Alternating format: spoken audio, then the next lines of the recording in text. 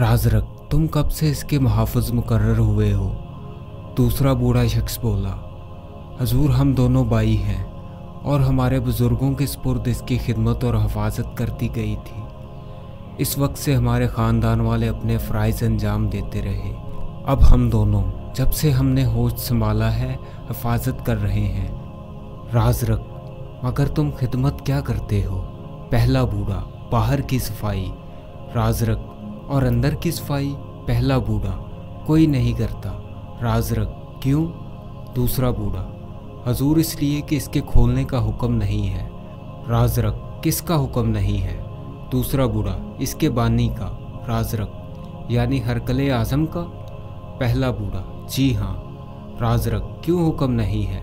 दूसरा बूढ़ा, इसलिए कि इसके मतलब ये पेशीन गोई है कि जब वो गुंबद खोला जाएगा तो मुल्क पर तबाही आ जाएगी। और राजरक, और क्या? दूसरा बूढ़ा, और जो बादशाह इसे खोलेगा वो मारा जाएगा। राजरक, अजीबोगरीब पेशीन गोइयाँ हैं। पहला बूढ़ा, जी हाँ। राजरक, क्या किसी बादशाह ने इसे खोलने की जुर्रत ही नहीं की? दूसरा बूढ़ा, कई बादशाहों ने की हुजूर। राजरक, फिर क्या अंजाम हुआ? पहला बूढ़ा, या तो इसकी मौत हुई या किसी आफत नागहानी में गिरफ्तारी। राजरक, तुम्हारे सामने भी किसी बादशाह ने इसे खोलने की कोशिश की? दूसरा बूढ़ा, नहीं हुजूर, हमसे पहले ही कोशिश की गई थी। राजरक, तो तुम नहीं जानते कि इसके अंदर क्या है? पहला बूढ़ा, हुजूर हम ही क्या, बल्कि इस दुनिया में कोई भी नहीं जानता। राजरक, मगर तुम्हारा ख्याल क्या है? दूसरा बूढ़ा बोला, हुजूर हमने कभी इसके मुतल्लिक़ ख्याल भी नहीं किया। राजरक, मैं बता दूं जो मेरा ख्याल है? पहला बूढ़ा, फरमाइए हुजूर। राजरक, इसमें ख़जाना दफन है। दोनों बूढ़े चौंक पड़े। दोनों ने कहा, ख़जाना? राजरक, हाँ ख़जाना। दूसरा बूढ़ा, हजूर ख़जाना की हिफाजत के लिए ऐसी अजीब पेशीन गोइयाँ करने की क्या ज़रूरत थी? राजरक, ताकि कोई बादशाह इसे खोलकर ख़जाना पर कब्ज़ा ना करे। पहला बूढ़ा, मगर हजूर ख़जाना के दफन रहने से क्या फ़ायदा था? राजरक, ख़जाना दफन करने वाले बेवकूफ़ ये चाहा करते थे कि जब वही इससे मुस्तफ़ीद नहीं हुए तो दुनिया का कोई शख्स भी इससे फ़ायदा ना उठाए, इसलिए हैबतनाक और डरावनी पेशीन गोइयाँ कर देते थे। दूसरा बूढ़ा, मगर ये गुंबद तो हरकले आज़म ने तमीर कराया है। राजरक, और इसी ने इसमें ख़जाना दफन करके लोगों के डराने के लिए हौलनाक पेशीन गोइयाँ कर दी। पहला बूढ़ा, खैर कुछ भी हो, अब हुजूर भी अपने नाम का एक कफल लगवा दें। राजरक, मैं भी पहले अहमकों की तरह कफल लगवा दूं? हरगिज़ नहीं, मैं इसे खोलूँगा। दोनों बूढ़े खौफ व दहशत से जद पड़ गए। अराकीन सल्तनत भी हैरत भरी नज़रों से राजरक को देखने लगे। वज़ीर आज़म ने कहा, हजूर इसे खोलेंगे? राजरक ने जोश में आकर कहा, हाँ ज़रूर खोलूँगा। वज़ीर आज़म, मगर हजूर? राजरक, क्या? वज़ीर आज़म ने कहा, तकावीम कहमा में ये लिखा है कि इस गुंबद का राज कोई भी मालूम ना कर सकेगा सिवाय एक बादशाह के जो अपने सिलसिले में आखिरी होगा, और इसको भी ये बात इस वक्त मैसर आएगी जबकि सल्तनत का स्तून मरकज़ शकल से हट जाएगा। राजरक, अगर पुरानी किताबों में ऐसी बातें लिखी जाती तो अब तक कोई ना कोई बादशाह इसे खोलकर ख़जाना भी निकाल लेता। वज़ीर आज़म ने कहा, लेकिन हजूर इसमें ख़जाना है ही नहीं। राजरक, क्या तुमने देखा है? वज़ीर आज़म ने कहा, देखा तो नहीं मगर बुज़ुर्गों से सुना है। राजरक ने गुस्सा में आकर कहा, बुज़ुर्ग बेवकूफ़ थे। एक फ़ौजी अफसर ने कहा, आलमपना इसके मुतल्लिक़ एक और पेशीन गोई भी है। राजरक ने कहा, क्या? फ़ौजी अफसर, जिस दिन ये गुंबद खोला जाएगा इसी रोज़ से मुल्क पर ग़ज़ब इलाही नाज़िल होना शुरू हो जाएगा। राजरक ने कहा, ये तमाम पेशीन गोइयाँ महज डराने के लिए हैं और मैं डरने वाला नहीं।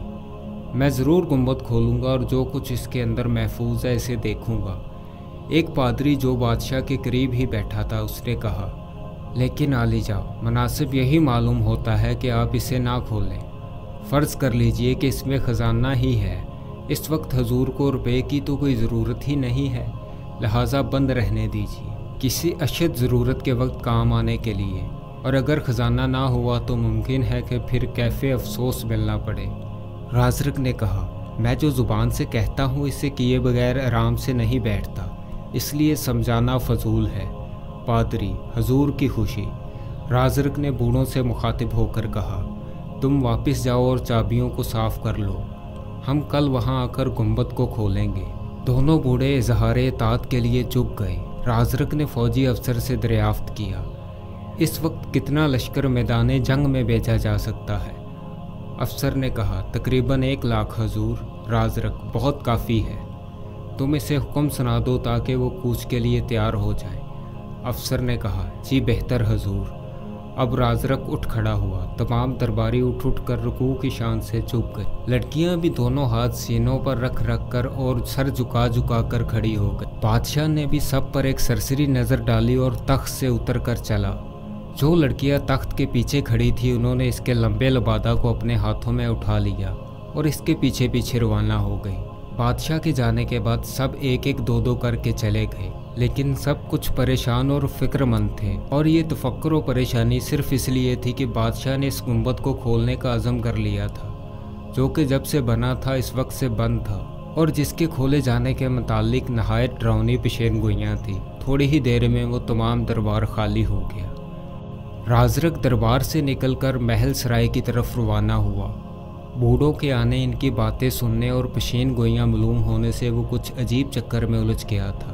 وہ حیولہ مزاج انسان تھا اور ضدی بھی بہت تھا۔ اس نے دربار عام میں کہہ دیا تھا کہ وہ گنبد کو ضرور کھولے گا، مگر اب یہ شرط دامن گیر ہوئی کہ اگر نہیں کھولتا تو لوگ اسے بزدل خیال کریں گے۔ اس لیے وہ سوچنے لگا کہ اب کیا کرے۔ قصر میں پہنچ کر اس نے شاہانہ پوشاک اتار دی اور کپڑے بدلے۔ کھانے کا وقت ہو رہا تھا، کھانا کھایا اور کوچ پر جا پڑا۔ پڑھتے ہی پھر وہی گنبد کا خیال آیا اور پھر اس کے پہلو پر غور کرنے لگا۔ اب جوں وہ غور کرتا تھا اس کے دل میں نامعلوم خوف و ہراس لاحق ہوتے جاتے تھے۔ کوئی غیبی قوت اس سے کہہ رہی تھی کہ اسے کھولنا مبارک ثابت ہوگا۔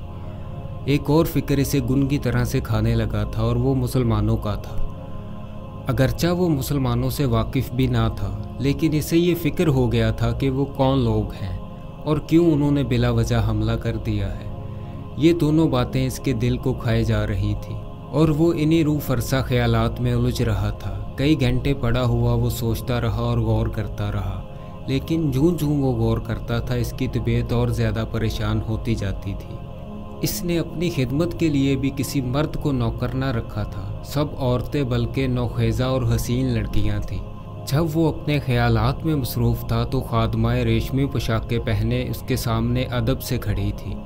انہیں دیکھ کر کچھ ایسا معلوم ہوتا تھا کہ کسی مصور نے رنگ برنگ کی خوبصورت تصاویریں بنا کر کھڑی کر دی ہوں۔ جب بادشاہ کئی گھنٹے گزر جانے پر بھی ان کی طرف متوجہ نہ ہوا تو ان میں سے ایک شوخ ادا نے کھنکھارا۔ اس کے کھنکھارتے ہی بادشاہ کا سلسلہ تخیل ٹوٹ گیا اور اس نے نگاہ اٹھا کر اس کی طرف دیکھا۔ لڑکیاں اس کی طرف پہلے ہی سے دیکھ رہی تھیں۔ اس نے کہا، تم سب یہاں کھڑی ہو؟ ایک لڑکی نے کہا، جی ہاں۔ رازرک، کب سے؟ وہی لڑکی بولی، جب سے حضور خیالات کی دنیا میں پہنچے ہیں۔ رازرک، ہاں، آج میری طبیعت کچھ پریشان سی ہے۔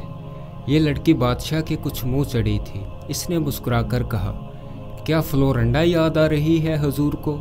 ناظرین سمجھ گئے ہوں گے کہ فلورنڈا کولنٹ جولین کی وہ ماں پارا تھی جس کا دامن عصمت رازرک نے چاک کر دیا تھا اور جس کو اس کا والد اس کی والدہ کی علالت کا بہانہ کر کے لے گیا تھا۔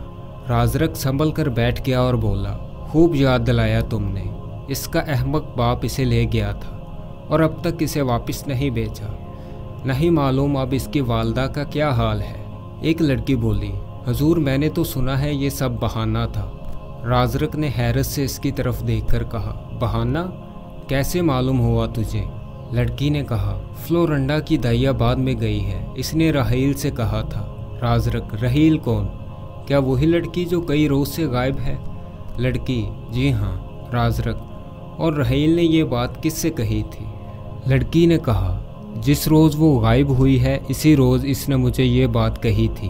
میں اس فکر میں رہی کہ رحیل مل جائے تو اسے حضور کے سامنے پیش کر کے یہ بات کہوں، لیکن اب جب کہ اس کے آنے کی توقع ہی باقی نہیں رہی تو میں نے ہی عرض کر دیا۔ رازرک، مگر اس نے یہ بہانہ کیوں بنایا؟ لڑکی نے کہا، تائیا کہتی تھی کہ فلورنڈا نے تمام واقعہ اپنے باپ کو لکھ بھیجا کہ وہ آ کر اسے لے جائے، چنانچہ وہ آیا اور بہانہ بنا کر اپنی لڑکی کو لے گیا۔ رازرک کو بہت حیرت ہوئی اور حیرت کے ساتھ افسوس اور غصہ بھی آیا۔ وہ کچھ کہنے والا ہی تھا کہ ایک اور پریزال لڑکی اندر داخل ہوئی اور وہ چند قدم بڑھ کر سر جھکا کر کھڑی ہوئی۔ رازرک نے اس کی طرف دیکھ کر کہا، کیا ہے؟ لڑکی نے ایک مراسلہ پیش کرتے ہوئے کہا، حضور، قصر کے محافظ سپاہیوں کے افسر نے یہ مراسلہ دیا ہے